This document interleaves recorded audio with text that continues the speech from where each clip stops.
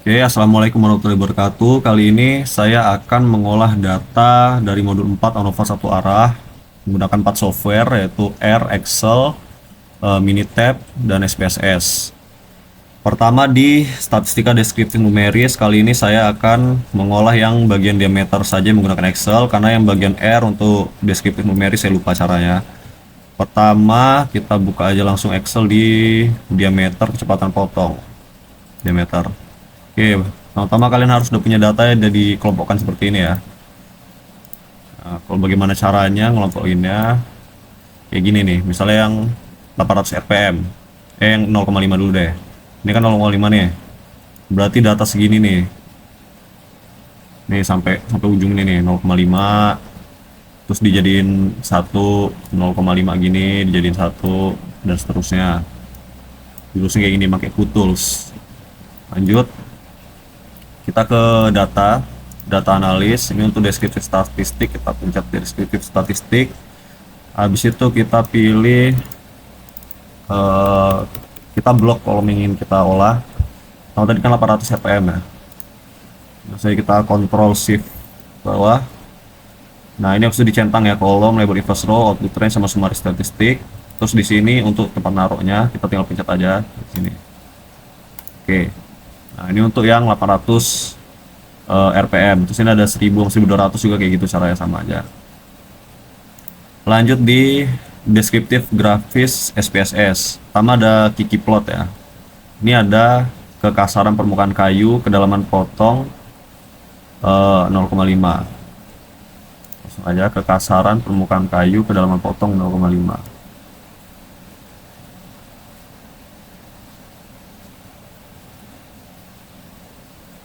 Nah, ini ya udah saya olah tadi, udah saya masukin.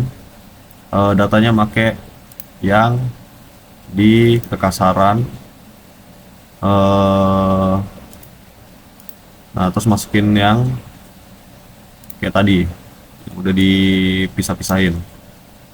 Nih kedalaman 0,5, ini kedalaman 1.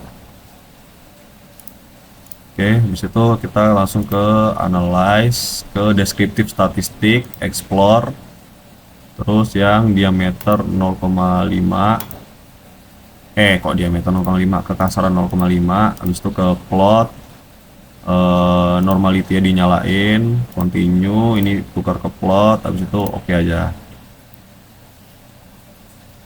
Ini ada stand and lift nya, tapi nggak kepake karena bukan di kedalaman potong. Nah, ini untuk QQ plotnya. Dia makanya expected normal ya, bukan expected normal value. Ini jadinya. Oke. Habis itu untuk yang ke dalam potong satu kayak gitu, sama juga. Yang diameter juga sama datanya. Tinggal pakai yang diameter. Yang ini, diameter terus kedalaman 0,5 sama juga. Habis itu sekarang stem and leaf pakai kekasaran permukaan kayu jenis plat HSS. Kita coba yang kekasaran permukaan kayu jenis plat HSS. Kita lihat di kekasaran kayu jenis plat. Ini ada dua ya, HSS sama karbida. Sama juga kayak tadi, masukin datanya dulu kayak gini. Di kekasaran plat HSS sama karbida ini udah saya pisahin. Kekasaran plat HSS sama karbida. Habis itu ke analyze. Habis itu ke explore, sama aja sebenarnya caranya. Kekasaran pahat HSS. Oke. Nah, ini dia hasilnya, stem and leaf-nya. Untuk ini yang karbida, terus yang diameter juga sama. Yang diameter pakai jenis HSS sama karbida dari data diameter kayu. Lanjut lagi, habis itu nah untuk yang ANOVA satu arah, pertama yang untuk Excel ya. Excel untuk yang diameter dia kedalaman potong, untuk yang kekasaran permukaan kayu dia pakai kecepatan potong. Caranya sama aja, kita coba di kekasaran aja, faktor kecepatan potong. Pertama ke data analis, habis itu ke ANOVA single factor. Oke, terus ini kita hapus dulu, kita pilih tadi perintahnya Excel kecepatan potong. Kecepatan potong sini kan ada 3, 800, 1000, 1200.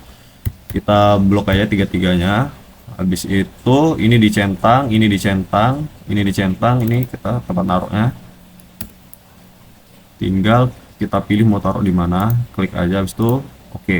Nah, ini yang dipakai adalah summary sama ini ANOVA-nya. Caranya yang untuk in diameter juga sama, untuk yang Excel diameter juga kayak gitu. Tinggal ini kan diameter yang faktor kedalaman potong, tinggal di blok aja yang kedalaman potong nih, yang dua ini. Habis itu lanjut ke yang SPSS, ada faktor material kayu. Oke, sini ada faktor material kayu, berarti pakai yang ini ada jenis material sama kekasaran. Tadi kan di kekasaran ya, kekasaran faktor material kayu. Kita analyze, itu pilih compare means, one way ANOVA, dependent listnya kita pakai yang kekasaran permukaan kayu. Kita pakai kekasaran permukaan kayu SPS faktor material. Berarti dependennya adalah kekasaran permukaan. Habis itu faktornya adalah jenis material. Itu di post hoc kita centang yang LSD, Skeve, Duncan sama Tuki. Habis itu kita continue aja langsung. Untuk option ini bisa di homogeneity, variance, descriptive, fixed range. Ini sebenarnya bisa dicentangnya semua, nanti tinggal kita pilih aja mana yang dipakai. Itu oke. Nah, sekarang kita cocokkan ya. Untuk yang ANOVA, dia butuh descriptive, terus test of homogeneity variance, ANOVA, multiple compression, dan homogeneous subset. Di sini ada tulisan multiple compression jika ada dan homogeneous subset jika ada. Kenapa jika ada? Karena jika kita membandingkan faktor yang levelnya di bawah 3, dia tidak memenuhi syarat untuk melakukan uji homogenitas, maka ini tidak ada. Nah, untuk kekasaran yang diuji di sini adalah tadi kekasaran itu yang diuji adalah material kayu. Material kayu kan di sini ada 3, ada jati, mahoni, sama gaharu, makanya dia bisa. Oke, kita lihat pertama ada tadi deskriptif, ada homogeneity of variance, ada ANOVA, ada. Terus ini nggak kepake, multiple compression ada, habis itu homogeneous subset.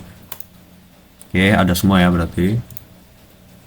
Nah, itu kita lihat lagi nextnya. Nah, tadi untuk cara yang faktor jenis pahat itu sama juga ya, tinggal masukin dependennya adalah diameter. Coba kita coba lagi analyze one way ANOVA. Nah, dependennya ini tinggal masukinnya diameter permukaan, berarti itu diameter permukaan tuh yang ini ya. Ini kan kekasaran, diameter itu sama aja, yang ini diameter, berarti tinggal masukin aja. Terus tadi dia diameter sama faktor jenis pahat, berarti masukin yang jenis pahat. Oh ya, sebelumnya untuk yang tadi yang jenis material sama jenis pahat itu makainya yang ini ya, jenis material.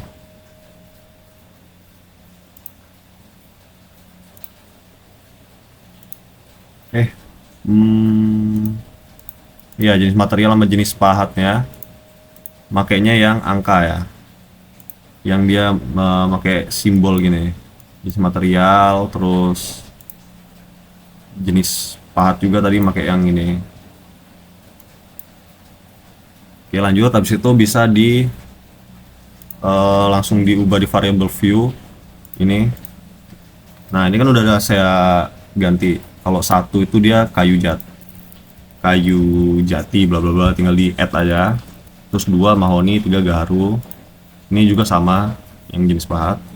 Oke, lanjut lagi. Tadi kita ke analyze, compare mean, one way ANOVA, kekasaran permukaan, dependennya kita ganti. Tadi kita memakai yang diameter kayu, terus faktornya jadi jenis pahat. Bener ya, jenis pahat ya. Ya, faktor jenis pahat. Itu ya sama persis sih kayak tadi, tinggal di oke aja. Cuma bedanya di sini dia nggak ada untuk yang jenis part itu nggak ada ini nih, nggak ada homogeneous subset sama nggak ada multiple compression karena levelnya kan cuma dua, cuma pahat HSS sama pahat Carbidia. Oke, lanjut untuk ANOVA satu arah. Sekarang yang mini tab ada faktor jenis pahat di kekasaran permukaan kayu. Oke, jadi ini ada kekasaran dan jenis pahat. Jadi dia make yang ini datanya. Nah, pakai yang ini. Jadi masukin ini, terus masukin yang tadi kan jenis pahat ya. Terus masukin yang jenis pahat. Yang diameter juga sama, langsung aja kita coba. Yang diameter itu mini tab faktor kecepatan potong. Berarti data yang dimasukin itu diameter sama faktor kecepatan potong ini dimasukin. Yang untuk ngolahnya pertama kita pencet start, habis itu ANOVA, pilih one way, nah, terus dihapus. Nah ini kadang di sebelah kanan ini di kotak yang panjang ini suka nggak muncul gitu. Coba misalnya kita cancel dulu, dia muncul nggak ya? Nah ini kan hilang, kita terus pencet kotak yang dua ini dulu. Tuh, dia baru muncul. Oke, kita coba yang kekasaran dulu ya. Respon kekasaran kita select, faktornya kekasaran tadi adalah jenis pahat. Bener kan? Kekasaran jenis pahat. Nah, habis itu di sini option, pencet, ini nggak usah diubah, comparison. Ini tes di centang, habis itu tuki juga di centang. Habis itu udah, tinggal langsung oke aja. Ini singkirin. Nah, sini ya hasilnya kita bisa kita cek sini untuk yang mini tab. Coba kita tes. Pertama ada faktor information. Coba kita cek tadi one way ANOVA, kekasaran. Ini ada faktor information.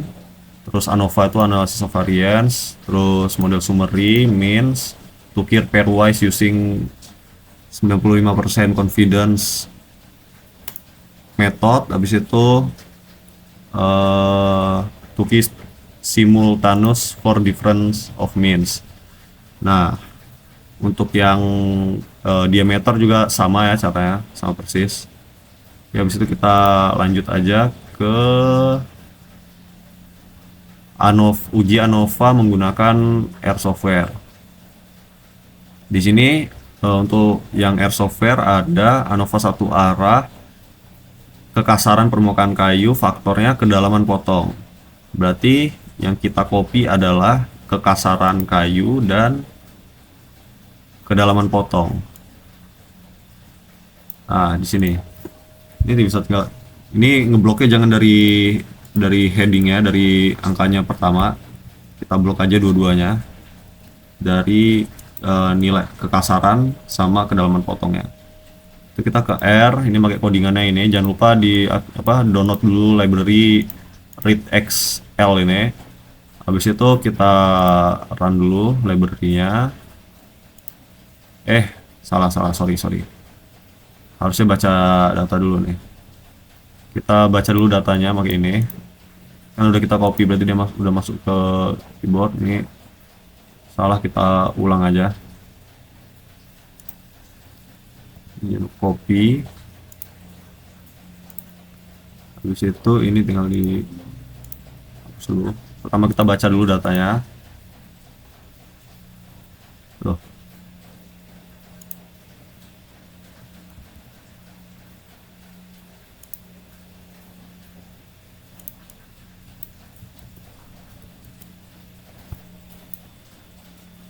Kita baca dulu data. Oke, datanya udah masuk ya. Ada, oh salah, harus kita ternyata salah, maaf, kita blok dari headingnya juga. Kita copy, ulang. Ini hapus. Nah, kita baca dulu data ya, di read data, kita run. Kita masuk ke dalam potong kekasaran. Habis itu library-nya kita run dulu. Nah ini untuk yang kedalaman potong kekasaran ujian ANOVA satu arah, kita tinggal blok aja, habis itu run. Nah ini udah muncul ya, ini hasilnya. Yang diameter juga sama caranya, sama persis.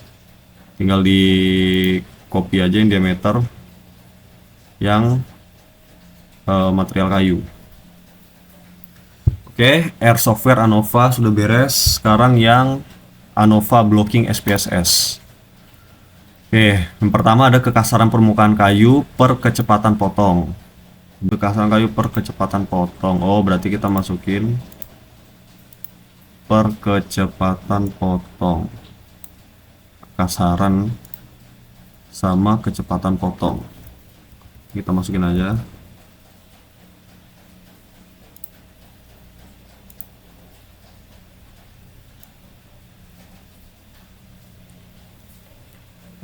Kekasaran kecepatan potong. Dia ganti nama ya. Kekasaran kekasaran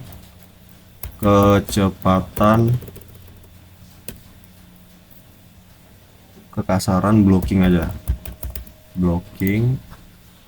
Habis itu per kecepatan potong, kita ambil kecepatan potongnya, pakai yang angka ya. Terus kita masukin lagi ganti namanya. Sekarang itu kecepatan blocking misalnya. Sini kita ganti, bisa kita ganti. Tadi kan ada 3 angka ya. Kecepatan potong kan ada 3. Jadi untuk angka 1 kita ganti jadi 800 rpm. Aduh, salah. 800 rpm. Habis itu yang 2 1000 rpm. Habis itu yang 3 1200 rpm. Kita add. Oke, itu kita ke analyze general linear model univariate. Dependent variabelnya kekasaran, fix faktornya kecepatan potong. Habis itu di model ini kita ke ini, kita masukin kecepatannya. Habis itu oke. Habis itu di plot ini kita masukin, kita add, continue. Di post hoc ini kita masukin, kita centang LSD, SKV, 2K sama Duncan, continue. Di EM means kita masukin overall sama kecepatannya, continue. Di option ini kita centang ini descriptive statistik, parameter estimate sama homogeneity test, continue. Habis itu ya oke. Sekarang kita cek apakah sudah benar. Di blocking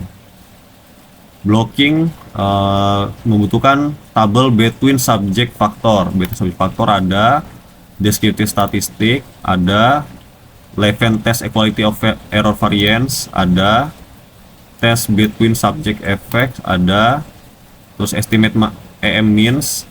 Nah, ini nggak pakai parameter EM means. Nah, di sini kan ada 2, tapi kita pakai yang kecepatan. Ini ada. Habis itu multiple comparison jika ada.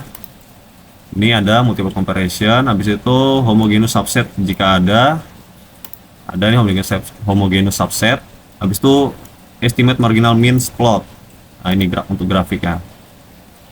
Sama seperti tadi yang jika ada ini, multiple comparison, homogeneous subset. Karena yang dites di sini adalah kecepatan potong, di mana dia ada 3 level atau 3 faktor, yaitu 800, 1000, 1200 rpm. Makanya dia memenuhi syarat untuk melakukan uji homogenitas. Makanya di sini dia muncul multiple comparison sama homogeneous subset. Nah, untuk yang di uji blocking diameter kayu per jenis pahat kan ada 2, yaitu SS dan karbida.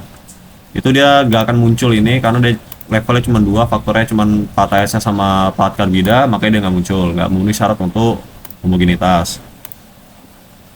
Oke, untuk diameter tadi caranya sama ya, tinggal diikutin aja di bagian diameter sama per jenis pahat ya, diameter sama jenis pahatnya. Namanya nanti tinggal di, oh bukan pakai itu, pakai yang ini sama jenis pahat.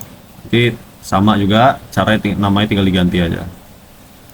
Oke, mungkin cukup sekian mengolah data dari saya. Mohon maaf jika ada kesalahan atau sedikit terbata-bata. Saya akhiri. Wassalamualaikum warahmatullahi wabarakatuh.